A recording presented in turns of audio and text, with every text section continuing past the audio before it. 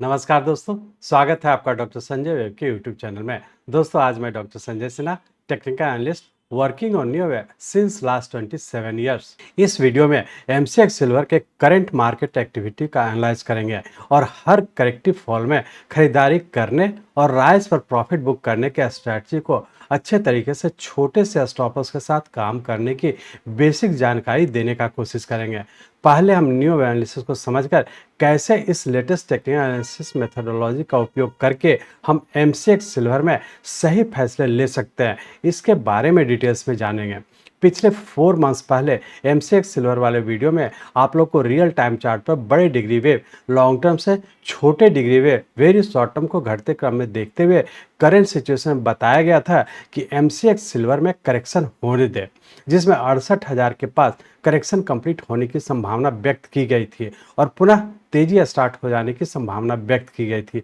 आप लोग देख ही रहे हैं कि किस तरह से वेव को फॉलो करते हुए आगे की ओर बढ़ रहे हैं। आप लोग पुनः उस वीडियो को देखकर समझ लें। अब इस वीडियो में पहले वाले वीडियो की तरह ही उसके कंटिन्यूएशन में एमसीएक्स सिल्वर को न्यू वेव के द्वारा एनालाइज करने की कोशिश करेंगे और विशेषकर यह देखने का कोशिश करेंगे कि किस तरह से नए हाई की तरफ मूव करने की संभावना है। इन सभी चीज़ों को समझने के लिए चलिए हम लोग चलते हैं एमसीएक्स सिल्वर के रियल टाइम चार्ट पर। ये हम लोग का एमसीएक्स का मंथली चार्ट है और इस मंथली चार्ट में देख रहे हैं कि हमारे पास जो डाटा है वो 2004 से है और इस 2004 के डाटा में हम लोग देख रहे हैं कि यहाँ पे हम लोग का एक लोएस्ट पॉइंट बना है। और इस चीज़ को ध्यान रखें कि ये डाटा हमारे पास 2004 से है, लेकिन इसमें ट्रेड बहुत सालों से हो रहा है और इस चीज़ को हम लोग मान करके चल रहे हैं कि ये कहीं ना कहीं करेक्शन पूरा करके एक लोअर पॉइंट बनाया था और यहाँ से हम लोग फिर से एक बुल फेज में इंटर किए थे। तो हम लोग ऐसा कर सकते हैं कि अप्रैल 2004 में हम लोग का एक लो बना और यहाँ से एक राइजिंग ट्रेंड में ऊपर कंटिन्यू कर चुका है। इस राइजिंग ट्रेंड के तहत हम लोग देख रहे हैं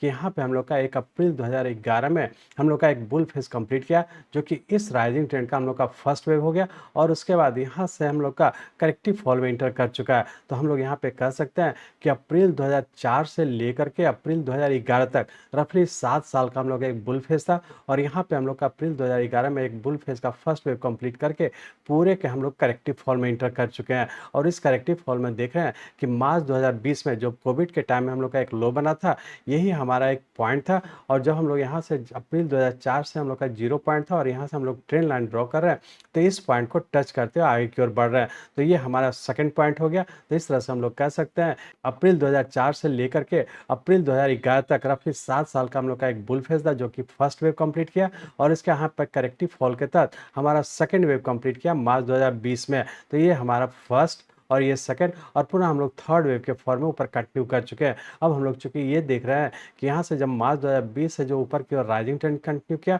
ये हमारा थर्ड वेव का ऊपर कंटिन्यू कर चुका है। अब हम लोग ये एनालाइज करने का कोशिश करेंगे कि हमारा यहाँ से जो सेकंड वेव के बाद जो ऊपर की ओर थर्ड वेव के फॉर्म में ऊपर कंटिन्यू किया, उसका सबऑर्डिनेट वेव किस पैटर्न में है और आने वाले समय में क्या होने की संभावना है। इसलिए हम लोग इस मंथली चार्ट को कन्वर्ट करते हैं वीकली चार्ट में। यहाँ पे हम लोग वीकली चार्ट में आ चुके हैं। इस वीकली चार्ट में हम लोग देख रहे हैं कि मार्च 2020 जो कोविड के टाइम में हम लोग का जो लो बना था, ये हमारा सेकंड वेव था और यहाँ से हम लोग थर्ड वेव के फॉर्म में ऊपर कंटिन्यू कर चुके हैं। अब इस थर्ड वेव के तहत हम लोग यहाँ पे देख रहे हैं कि मार्च 2020 के बाद जो हम लोग का राइजिंग ट्रेंड कंटिन्यू किया, उसके तहत हम लोग का यहाँ से अगस्त 2020 में रफली 5 मंथ्स का हम लोग का एक राइजिंग ट्रेंड था, जो 5 सबऑर्डिनेट वेव 1 2 3 4 और 5 वेव में, इस 5 वेव के हायर डिग्री का हम लोग का एक 1 हो गया, जो कि थर्ड वेव का फर्स्ट वेव है। और यहाँ पे हम लोग देख रहे हैं कि इस इम्पल्स वेव का subordinate wave fifth wave extended है। तो जैसा आप लोग जानते हैं, एडवांस कोर्स में आप लोग से डिस्कस किया है कि जब भी हम लोग का फिफ्थ वेव एक्सटेंडेड होता है तो उसके बाद का जो करेक्शन होता है इस पूरे इम्पल्स वेव का 38.2% के आसपास ही होता है। और एग्जैक्टली हम लोग देख रहे हैं कि यहाँ पे एक फर्स्ट वेव कंप्लीट करने का यहाँ पे सेकंड वेव हम लोग का रफली 38.2% के आसपास ही कंप्लीट करके और पुनः हम लोग राइजिंग ट्रेंड में इंटर कर चुके हैं। अब ये हम लोग कह सकते हैं कि हमारा मार्च 2020 से जो राइजिंग ट्रेंड कंटिन्यू किया, जो कि थर्ड वेव का सबऑर्डिनेट वेव फर्स्ट वेव इस पॉइंट पे कंप्लीट किया, जो 5 मंथ्स का राइजिंग ट्रेंड था और उसका पुनः हम लोग यहाँ पे करेक्टिव फॉल के तहत इंटर कर चुके हैं। अब उस करेक्टिव फॉल के तहत भी हम लोग देख रहे हैं कि यहाँ पे ए, बी और सी वेव, यहाँ पे हम लोग का एक कंप्लीट किया सी वेव, जो कि सितंबर 2022 में हम लोग का एक लो बना। तो हम लोग जब अब यहाँ से मार्च 2020 से लेके जो सेकेंड वेव था लार्जर टाइम फ्रेम का, ये छोटे टाइम फ्रेम का मतलब थर्ड वेव का सबऑर्डिनेट वेव का 0 पॉइंट हुआ और यहाँ से हम लोग जब 0 टू ट्रेंड लाइन ड्रॉ कर रहे हैं तो इस पॉइंट को टच करते हुए आगे की ओर बढ़ रहा है। तो हम लोग ऐसा कर सकते हैं कि सेकेंड वेव बनने के बाद ऊपर की ओर जो राइज किया, थर्ड वेव का फर्स्ट वेव कंप्लीट किया और इसके बाद यहाँ पे हम लोग का सेकेंड वेव कंप्लीट किया और यहाँ से पुनः हम लोग थर्ड वेव के थर्ड वेव में ऊपर कंटिन्यू कर चुके हैं। तो हम लोग ऐसा कर सकते हैं कि सितंबर 2022 से पुनः हम लोग थर्ड वेव के फॉर्म में ऊपर कंटिन्यू कर चुके हैं। अब हम लोग ये कर सकते हैं कि जब हम लोग का सितंबर 2022 में हम लोग का सेकंड वेव कंप्लीट करके थर्ड वेव के फॉर्म में ऊपर कंटिन्यू किया, तो जैसा आप लोग देख रहे हैं कि यहाँ पे हम लोग का फर्स्ट वेव के पास ही पूरा किया, तो ये हो सकता है कि थर्ड वेव का सबऑर्डिनेट वेव फर्स्ट वेव का फर्स्ट वेव है और उसका हम लोग यहाँ पे सेकंड वेव में इंटर कर चुके हैं। अब हम लोग ये देखने की कोशिश करेंगे कि ये इसका सबऑर्डिनेट वेव में किस पैटर्न में ऊपर गया और यहाँ से जो करेक्टिव फॉल में इंटर किया वो किस पैटर्न में है। तो इसको एनालाइज करने के लिए अब हम लोग इस वीकली चार्ट को कन्वर्ट करते हैं डेली चार्ट में। यहाँ पे हम लोग डेली चार्ट में आ चुके हैं। इस डेली चार्ट में हम लोग देख रहे हैं सितंबर 2022 में जो हम लोग का सेकंड वेव कंप्लीट किया था, उसका हम लोग थर्ड वेव के फॉर्म में ऊपर कंटिन्यू किए। इस थर्ड वेव के तहत हम लोग का ये 1, 2, 3, 4 और 5 वेव, यहाँ पे हम लोग देख रहे हैं कि ये 5 वेव जो बना वो उससे बड़े टाइम फ्रेम का हमारा फर्स्ट वेव हुआ, जो कि थर्ड वेव का सबऑर्डिनेट वेव फर्स्ट वेव हुआ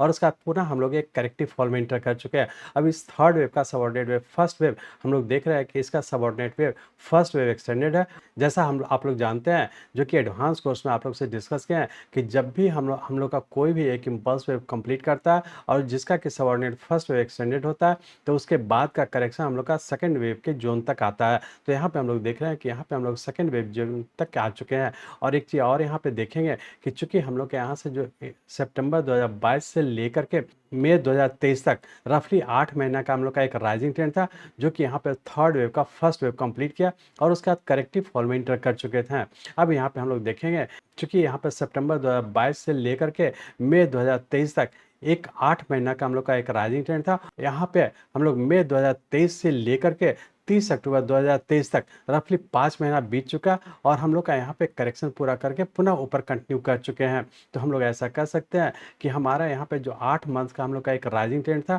और उसका जो करेक्टिव फॉल था 5 मंथ्स का, ये एक फिबोनाची नंबर इंडिकेट कर रहा है, जो कि टाइम को कंफर्म कर रहा है कि सही मायने में हम लोग का एक इम्पल्स वेव है, जो कि रफली 8 मंथ्स का हम लोग का एक राइजिंग ट्रेंड था और उसका यहाँ से करेक्टिव फॉल हुआ, जो रफली हम लोग का 5 मंथ्स का करेक्टिव फॉल हुआ और पुनः यहाँ पे हम लोग देख रहे हैं फिर से ऊपर कंटिन्यू कर चुका है। अब हम लोग ये एनालाइज करने का कोशिश करेंगे कि यहाँ पे हम लोग का मई 2023 से जो करेक्टिव फॉल हुआ वो किस पैटर्न में है। तो यहाँ पे हम लोग देख रहे थे कि हम लोग का यहाँ पे मई 2023 से जो करेक्टिव फॉल हुआ, यहाँ पे हम लोग देखे कि एक इम्पल्स वेव का यहाँ पे पैटर्न कंफर्म किया और पैटर्न कंफर्म करने के बाद नीचे का ए, बी, पिछले यूट्यूब वीडियो में जब हम लोग MCX सिल्वर को डिस्कस किए थे, उसमें हम लोग यहाँ पे थे और यहाँ पे हम आप लोग से डिस्कस किए थे कि हम लोग का यहाँ पे करेक्टिव फॉल के तहत जो कि हम लोग का ए, बी और सी वेव के फॉर्म में नीचे आना था और उस समय आप लोग से डिस्कस किए थे कि 68,000 से नीचे आने की संभावना है। और एग्जैक्टली हम लोग देखे कि यहाँ पे हम लोग का ए, बी और सी वेव हम लोग का 68,000 से नीचे आकर के और पुनः ऊपर की ओर कंटिन्यू कर चुका था। पिछले वाले यूट्यूब वीडियो में आप लोग से डिस्कस किए थे कि जब भी हम लोग का 68,000 से नीचे आकर के ऊपर पैटर्न कंफर्म करता है तो फिर से ऊपर कंटिन्यू होने की संभावना है। एग्जैक्टली हम लोग यहाँ पे देखे कि हम लोग का एक करेक्टिव फॉल पूरा करके पुनः ऊपर की ओर कंटिन्यू किया था। लेकिन यहाँ पे आप लोग ये देख रहे हैं कि यहाँ से जब हम लोग का ए, बी और सी वेव बना, जो कि बड़े टाइम फ्रेम का हम लोग का डब्ल्यू हो गया और यहाँ पर एक्स वेव के फॉर्म में ऊपर कंटिन्यू किया, चूंकि हम लोग का इससे ऊपर नहीं जा पाया और ये करेक्टराइज होकर के पुनः हम लोग करेक्टिव फॉल में इंटर कर चुके हैं। अब हम लोग यहाँ पे देखे कि यहाँ पे एक्स वेव बनने का पुनः हम लोग नीचे का ए, बी और सी, यहाँ पे हम लोग देख रहे हैं कि सी वेव 5 वेव में रहे। इसका मतलब ये भी हम लोग का एक्स वेव बनने का जो वाई का पैटर्न बना, इसके सबऑर्डिनेट वेव भी हम लोग का डब्ल्यू, एक्स और वाई के फॉर्म में, मतलब वाई हमारा 3 वेव के फॉर्म है। तो हम लोग ऐसा कर सकते हैं कि एक्स वेव बनने का जो वाई का फॉर्मेशन हुआ, उसका सबऑर्डिनेट वेव भी अपने आप में डब्ल्यू, एक्स और वाई के फॉर्म में कंप्लीट करके पुनः हम लोग यहाँ से फिर से ऊपर राइजिंग ट्रेंड में कंटिन्यू कर चुके हैं। तो हम लोग ऐसा कर सकते हैं कि यहाँ पे हम लोग का जो करेक्टिव फॉल था, मतलब मई 2023 से जो हम लोग का करेक्टिव फॉल था, ये करेक्टिव फॉल मीडियम टर्म का हम लोग का करेक्टिव फॉल था जो कि हम लोग का 3 अक्टूबर 2023 को पूरा करके पुनः हम लोग ऊपर की ओर कंटिन्यू कर चुके हैं। अब हम लोग ऐसा कह सकते हैं कि 3 अक्टूबर 2023 से जो ऊपर की ओर कंटिन्यू किया, ये हम लोग का वेरी शॉर्ट टर्म के राइजिंग ट्रेंड में है और शॉर्ट टर्म के भी हम लोग राइजिंग ट्रेंड में है। और यहाँ पे हम लोग देख रहे हैं कि यहाँ से हम लोग जब 1 सितंबर 2022 से जब राइजिंग ट्रेंड था, तो हम लोग का लॉन्ग टर्म का राइजिंग ट्रेंड था और उसके बाद हम लोग का यहाँ पे मीडियम टर्म का करेक्टिव फॉल था और पुनः हम लोग यहाँ पर वेरी शॉर्ट टर्म और मीडियम टर्म तीनों टाइम फ्रेम के हम लोग का राइजिंग ट्रेंड में इंटर कर चुके हैं। अब इस राइजिंग ट्रेंड के तहत हम लोग ऐसा कर सकते हैं कि वेरी शॉर्ट टर्म ये दोनों टाइम फ्रेम का हम लोग का जो नीचे का स्टॉप लॉस होगा, हम लोग का ये वाला पॉइंट नीचे का स्टॉप लॉस होगा, तो इस स्टॉप लॉस को ध्यान में रख करके हर डिक्लाइन पे हम लोग बाई करेंगे और बहुत ज़्यादा संभावना है कि फिर से हम लोग का नया हाई की ओर मूव करने की संभावना है, मतलब दोबारा हम लोग 78,000 से ऊपर जाने की संभावना है। तो हम लोग ऐसा कर सकते हैं कि वेरी शॉर्ट टर्म में जब भी करेक्टिव फॉल होता है, करेक्टिव फॉल पूरा करके फिर से जब ऊपर कंटिन्यू करता है तो हम लोग हर डिक्लाइन पे बाई करेंगे।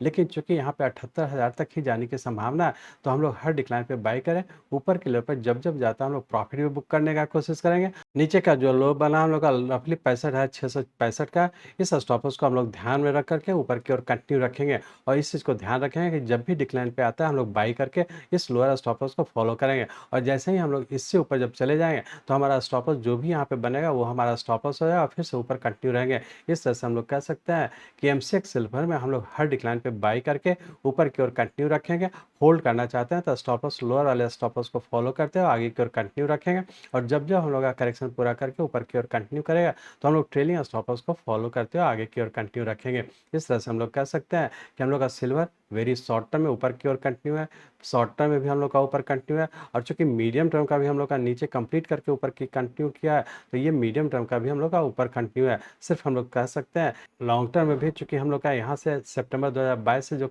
राइजिंग ट्रेंड था, तो लॉन्ग टर्म का भी हम लोग का राइजिंग ट्रेंड है। मीडियम टर्म में हम लोग का करेक्टिव फॉल पूरा करके पुनः हम लोग लॉन्ग टर्म के भी राइजिंग ट्रेंड में इंटर कर चुके हैं। इस तरह से हम लोग कह सकते हैं कि सिल्वर में हर डिक्लाइन पे बाई करें, ऊपर के लेवल पर प्रॉफिट बुक करें या फिर लोअर स्टॉप लॉस को ट्रेल करते हुए आगे की ओर कंटिन्यू रखेंगे। फाइनली मैं समझता हूं कि आप लोग करंट सिचुएशन में एमसीएक्स सिल्वर में बड़े डिग्री वेव, लॉन्ग टर्म से छोटे degree wave, very short term को घटते क्रम में देखते हुए करंट सिचुएशन में किस प्लेस पर है उसे रियल टाइम चार्ट पर देखकर समझ चुके हैं तथा आप ये भी जान चुके हैं कि लॉन्ग टर्म,